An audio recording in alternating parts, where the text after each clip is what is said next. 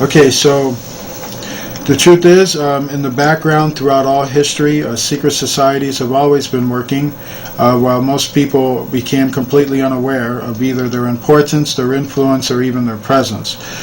So when you take the original Brotherhood of the Illuminati, which was known as the Brotherhood of the Snake, or the Occult of Cain, Cain is the very first one to start an occult, in which the Illuminati occultship system very much comes from Cain. And so it was then reinstituted by Nimrod, and it's been going on ever since. And so this type of belief brought in a lot of weird type of beliefs. So the Illuminati, a lot of them think that they descended from the fallen angels. They think the fallen angels created them. And the giants that once walked the earth, or the Nephilim, they believe their blood related to them in some way. And the fallen angels that interbreeded with the mortal women here on earth, and their offspring who were the Nephilim, the giants that walked the earth. This is recorded in the Bible, but they have their own different version of events. And so they've been coerced into believing that God didn't create them, they created them, and that they came, that their ancestors came from another planet, so they're trying to work their way back there, which is why all the advanced technology is in space being used among the colonies, and it's not being used here, because in their mind, Earth is a doomed world, and they're trying to get away from it. And so for now, Providence and God keeps them stuck here, something they never acknowledge. They do know Jesus is real because they have to deal with them.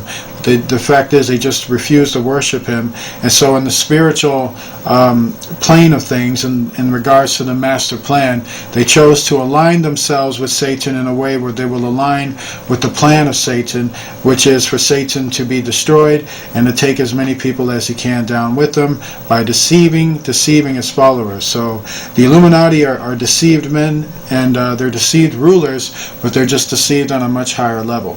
And so it's a much higher level of intelligence that they're deceived on, to such a point that they've been really swallowed in. And so one of the occults that faithfully serve the Illuminati are Freemasons.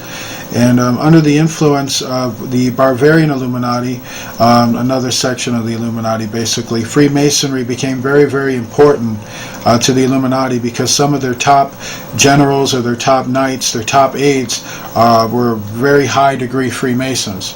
So Freemasonry, the Scottish Rite with its 33 degrees of initiation, were basically the occult knowledge from the Knights Templars, and they were intermixed with this knowledge. And so when they begun that organization, it was soon infiltrated by basically the Illuminati, into which they basically got them over to their side to start doing more and more of what they wanted them to do. In terms of the fact, there was a time where the Freemasons, and more under what we would know with the Knights Templars, that they had a little bit more of a ruling independence from things, but still part of everything. But something happened where the Illuminati took full control over Freemasonry, and now Freemasonry works directly under them. It seems to have been something they were always working toward anyway. So the Illuminati had its own degrees aside from the 33rd degrees of Freemasonry. A whole lot of people don't know that, even Freemasons themselves. Even persons who were initiated into the higher degrees of Freemasonry had no knowledge that there were Illuminati grades, into which that was a secret that was kept from many Masons. So the Illuminati, with Adam Weinstock as another leader type figurehead, they plan to take away from a lot of government structures, a lot of their power bases. And so by doing that, the Illuminati started a revolutionary organizations.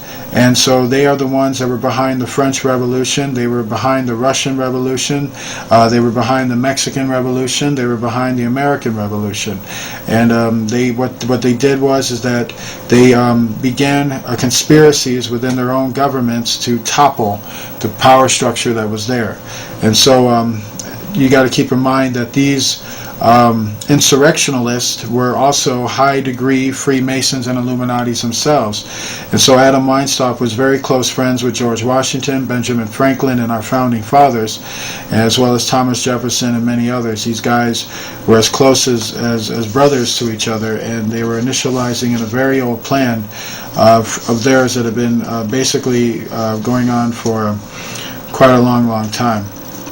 And so now understanding that, we have to start looking at what some of these other occults or some of these other societies that work under the Illuminati but are very, very influential and important in society. It's very important to talk about this. So another important agent for the Illuminati was a Freemason named Cecil Rhodes, who in the 19th century tried to build a one world government with the British Empire on top, basically following the Illuminati agenda.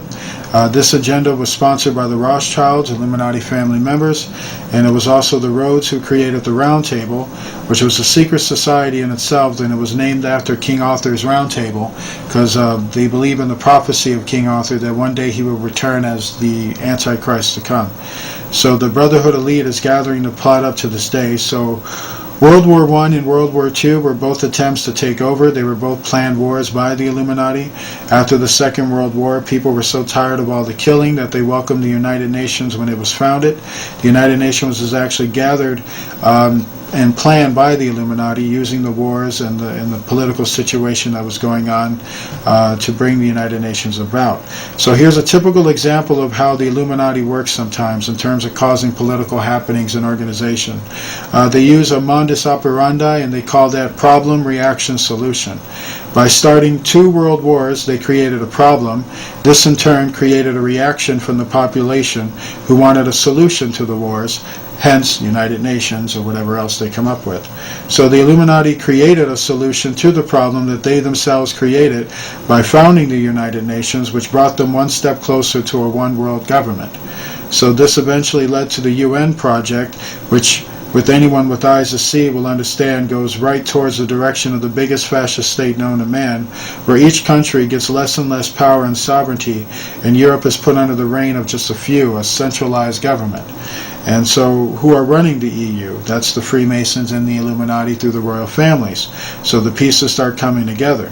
So when we look at the euro currency, we're looking at the start of that one world government to come, and it starts there in Europe. They are actually the first stage of it. And so next on the agenda is the North American Union over here. That's why our economy is getting collapsed and hit, and that's why America is getting hit and put in the position it is. It's already being built. And so when we have very much George Bush and many other American so-called patriots to thank for this wonderful situation that we find ourselves pushing toward globalization just being a front to initialize the Illuminati's plans. So sooner or later they're looking to merge Canada, Mexico, and the United States into one formalized government.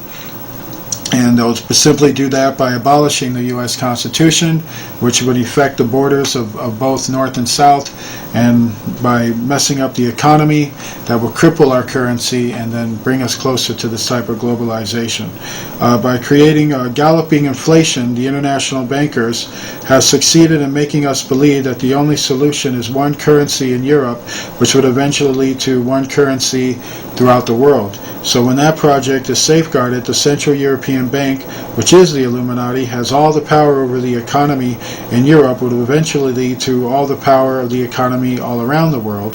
So politicians, most of them who are at the lower level, they're very much ignorant about the higher level.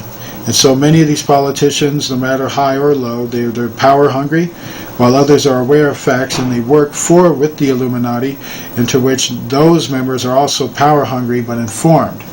And so the ignorant majority of the people being deceived are the ones who will suffer the most, which is you out there who do not accept this truth, who work in normal society.